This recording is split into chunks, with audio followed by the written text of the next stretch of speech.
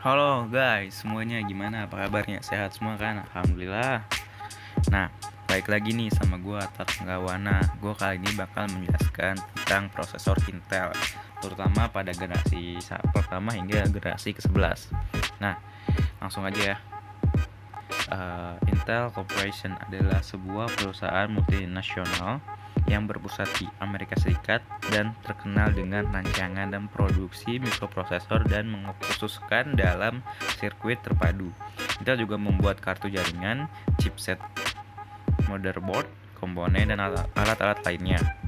Intel memiliki proyek riset yang maju dalam seluruh aspek produksi semikonduktor termasuk MEMS. Intel mengganti logo dan slogannya pada 1 Januari 2006. Slogan lamanya yaitu Intel Inside diganti dengan Intel Leap Ahead, serta merilis Intel generasi pertama pada tahun 2006 yang bersamaan. Intel Core generasi pertama hingga generasi ke-11. Nah, pada generasi pertama, Intel membuat codename yaitu Cardell, Arundel, serta Linfield. Intel juga sudah termasuk yaitu Intel i3, i5, serta i7 pada tahun Januari 2006. Nah, pada generasi pertama ini mensupport memori DDR3 1066 atau 1333 serta litografi 45 hingga 32 nanometer. Nah, pada generasi kedua yang bercodename-nya Sandbridge yang pada tahun rilis Januari 2011, sudah 5 tahun, cukup lama. Nah, mensupport memori DDR3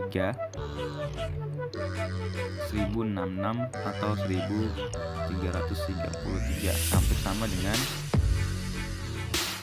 generasi pertamanya. Nah, generasi ketiga ini lumayan berbeda. Nah, pada generasi kedua ini litografinya 32, hampir sama dengan generasi pertamanya. Nah, pada generasi ketiga dengan codename Ashbridge, tahun rilis September 2012, yang rilis 1 tahun kemudian, yang sangat jauh berbeda dari generasi pertama ke generasi kedua, hanya membutuhkan 1 tahun. Nah, pada generasi ketiga ini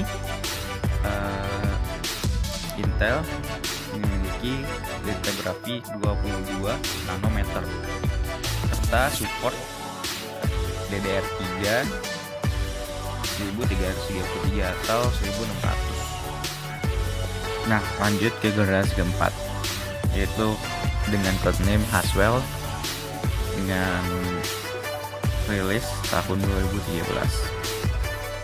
Di sini Intel tidak memiliki kembangan yang terlalu jauh dengan litografi yang hampir sama, yaitu 22 nanometer serta support DDR3 dan support RAM DDR3 1333 atau 1666 serta DDR3L 1333 atau 1600. Nah, pada generasi kelima Intel memiliki codename yaitu Broadwell serta tahun rilis September 2014 dengan litografi 14 nanometer serta support RAM DDR4 1866 atau 2133 serta DDR3L 1333 atau 1600. Nah, pada generasi ke-6 sendiri kita membuat codename Skylake dan tahun rilis Agustus 2015 dengan litografi 14 nanometer serta serta support DDR4 1866 atau 2133 atau DDR3 L 1333 atau 1600. Nah, di generasi ke-7 ini memiliki perkembangan yang sangat pesat dengan codename Kaby Lake serta tahun rilis Oktober 2016. Namun litografinya sama, 14 nanometer, support DDR4 2133 atau 2400 serta DDR-L 1333 atau 1600. Generasi ke-8 Intel Core generasi ke-8. Pada generasi ke-8 ini dengan codename Kaby Lake serta tahun rilis 2017 Oktober. Nah, dengan litografi 14 serta support DDR4 2666 dan DDR4 2400. Generasi ke-9 dengan codename Cascade Lake dan tahun rilis 2018 dengan litografi 14 nanometer serta support DDR4 2666. Oke, langsung ke generasi ke-10. Generasi ke-10 yaitu Ice Lake, tahun rilis Agustus 2019 dengan litografi 14 nanometer dengan support DDR4 2666 serta DDR4 2933. Oke. Nah, pada generasi ke-11 dengan codename Rocket Lake tahun rilis 2020. Pada generasi ke-11 ini support memori DDR4 3200 serta DDR4X 4266 atau LPDP 4X 3733. Nah, dengan litografi 14 nanometer. Di sini kita langsung bahas kecepatan dari Intel generasi pertama, yaitu dengan dasarnya kecepatan dasar 1,8 GHz sampai dengan 346 GHz. Ini mencakup seluruh versi dari Core i3, i5 dengan i7. Nah, pada Intel Core i3, i5, i7 pada generasi 2 dengan base frekuensi paling rendah 2,5 GHz dengan paling tinggi 3,6 GHz dengan mode turbo frekuensinya 3,1 GHz sampai 3,9 GHz. Nah, sebelum itu saya akan menjelaskan tentang apa aja teknologi pada generasi pertama hingga generasi ke-3.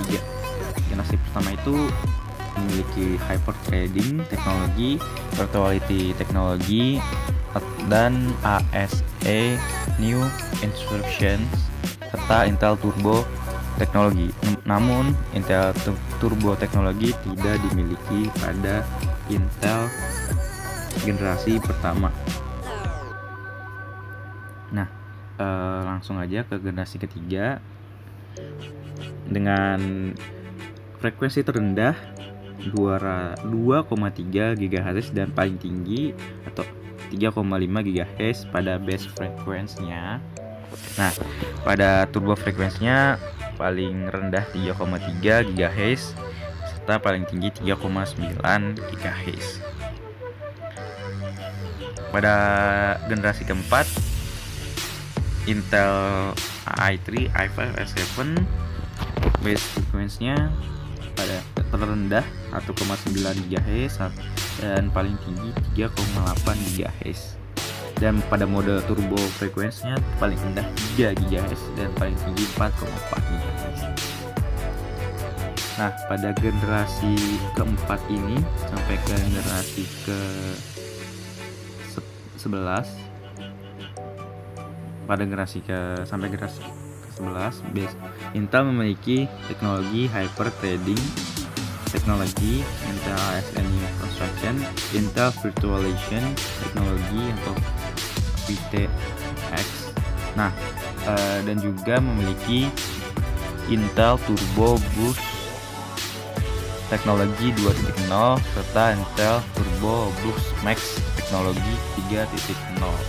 Nah, pada Intel Turbo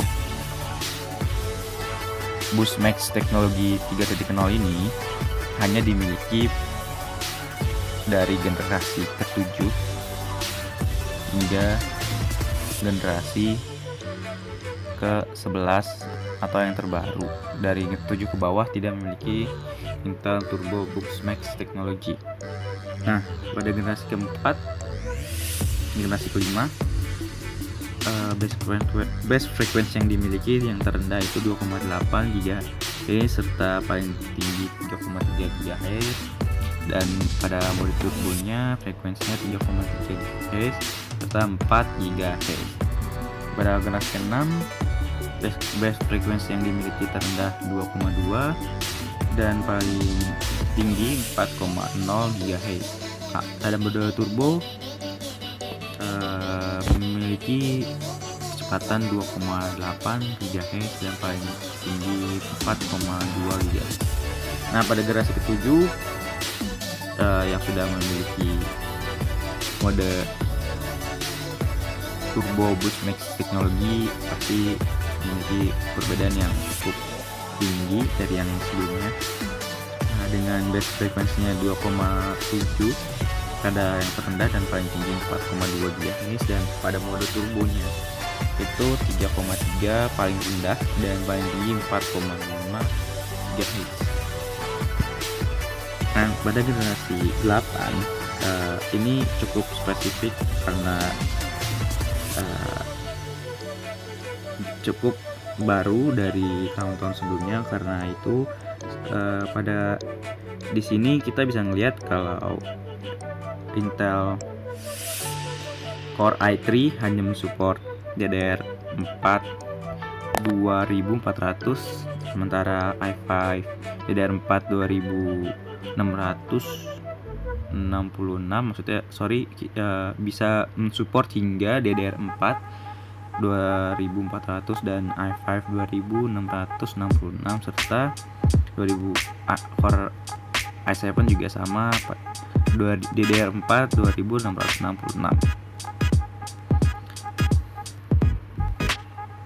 Lanjut generasi ke-9. Generasi ke-9 Intel i3 support DDR4 2400 dan pada i5 2666 dual channel dengan i7 2600 DDR4 2666 dan i9 2666. Lanjut generasi ke-10. Pada generasi ke-10 Intel i5 support DDR4 2933 dual channel serta i7 2933 dual channel serta sama hingga i9 seperti itu. Nah, pada generasi 8 Di sini kita bisa dilihat lebih spesifik dan lebih jelas bahwa base clock speed dari i3 yaitu 3,6 dan paling tinggi 4, serta i5 2,8 paling tinggi 3,6, serta i7 3,2 hingga 37 GHz. Nah, di sini pada mode turbo boost teknologi 2,0 maksimum single core hanya mensupport Intel i5 dan i7. i3 tidak bisa menggunakan mode tersebut. Serta pada i3 support DDR4 2400 dan i5 dan i7 DDR4 2666. Pada generasi ke-9, Intel i3 memiliki base clock 3,6 dan turbo boost teknologi 4,2 serta memori support dual channel DDR4 2400. Pada i5 dan i7 support dual channel 2666. Pada i5 memiliki clock base 2,9 hingga 3 GHz. Pada i7 3,0 hingga 3,6 GHz. Pada i9 3,6 GHz.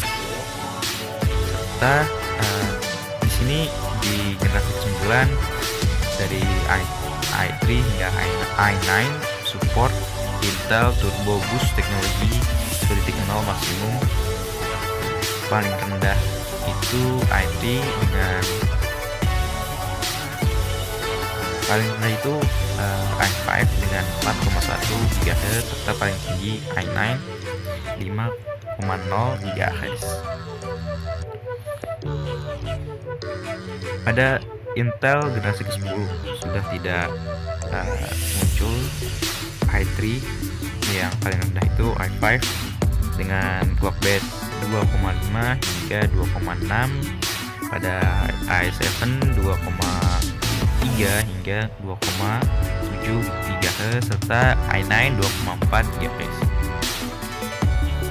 Dan support maksimum single core turbo frequency paling rendah itu dari Intel i5 4,5 dan paling tinggi i9 5,3 serta support DDR4 2933 pada masing-masing Intel generasi ke-10. Pada Intel Core generasi ke-11, di sini kita bisa lihat bahwa i3 dengan clock base terendah 1,1 dan paling tinggi itu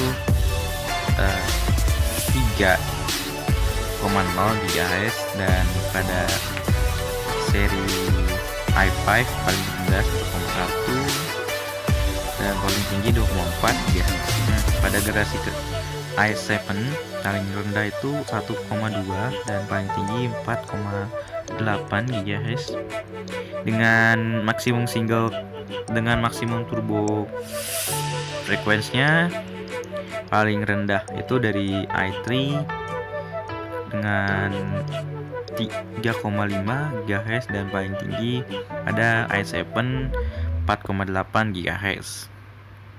Nah, pada maksimum all-core turbo frekuensinya paling tinggi itu dimiliki oleh i7 4,3 GHz dan paling rendah pada i3 3,0 GHz. Di sini terlihat kalau i3 support DDR4 3200 dan LPD DDR4 3733.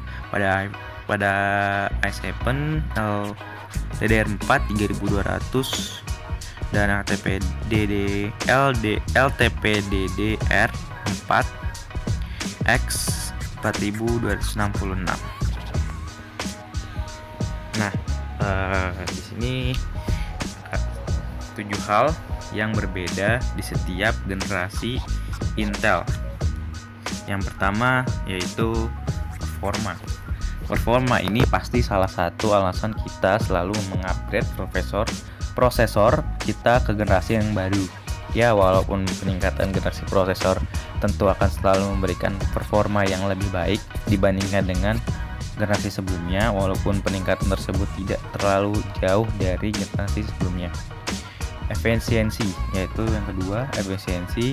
Bagi kalian pengguna laptop pasti selalu menginginkan laptop yang tahan lama. Jika kalian membeli laptop dengan generasi yang terbaru, kemungkinan besar kalian akan mendapatkan daya tahan baterai yang lebih dibandingkan generasi sebelumnya. Tapi dengan itu juga tergantung penggunaan kalian, dan tentu saja kapasitas yang terdapat di dalam laptop kalian. Tidak hanya bagi pengguna laptop saja, tapi bagi pemilik komputer yang ingin menghemat pengeluaran listrik dengan performa lebih atau minimal sama dengan generasi sebelumnya. Prosesor dengan generasi baru memberikan kalian biaya listrik yang lebih rendah walaupun tidak terlalu jauh. Nah, yang ketiga itu fitur yang disupport. Generasi yang baru selalu mendukung fitur-fitur yang tidak hanya ada pada generasi sebelumnya. Contohnya pada Intel Optane yang hanya mendapat digunakan pada prosesor Intel generasi ke-7 yaitu Kaby Lake ke atas. Kita streaming Netflix 4K pada PC juga membutuhkan prosesor Intel generasi ke-7 ke atas, karena pada Kaby Lake sudah terdapat fitur 10 bit HEVC encoding yang pada generasi sebelumnya ada. Yang keempat yaitu arsitekturnya lebih baik. Memang tidak semua peningkatan generasi selalu membawa arsitektur baru, tetapi setiap penambahannya akan selalu mendapat arsitektur yang lebih baik daripada sebelumnya. Dan biasanya bagi yang gemar dengan overclocking, arsitektur prosesor merupakan menjadi tantangan baru dan bisa juga membuat mengoverclock dengan clock speed yang lebih tinggi. Yaitu yang kelima, harga prosesor sebenarnya tidak akan jauh berbeda untuk kelas yang sama. Seperti prosesor Intel i5 sudah menjadi harga pasaran bahwa harganya adalah 2,5 jutaan sampai 3 jutaan rupiah. Walaupun berbeda-beda generasi, jadi jika Anda ingin merakit PC kalian, jangan pernah berpikir untuk membeli seri lama karena setiap harga mereka identik, tapi prinsip teknologi adalah lebih baru sama dengan lebih baik, bukan? Yang keenam yaitu soket. Tidak setiap perubahan generasi akan selalu ada perubahan pada soket prosesor dipasang. Biasanya setiap 2-3 generasi maka akan ada soket baru. Jadi selalulah mengecek soket motherboard kalian jika ingin mengupgrade prosesor generasi baru, karena mungkin soket yang digunakan berbeda.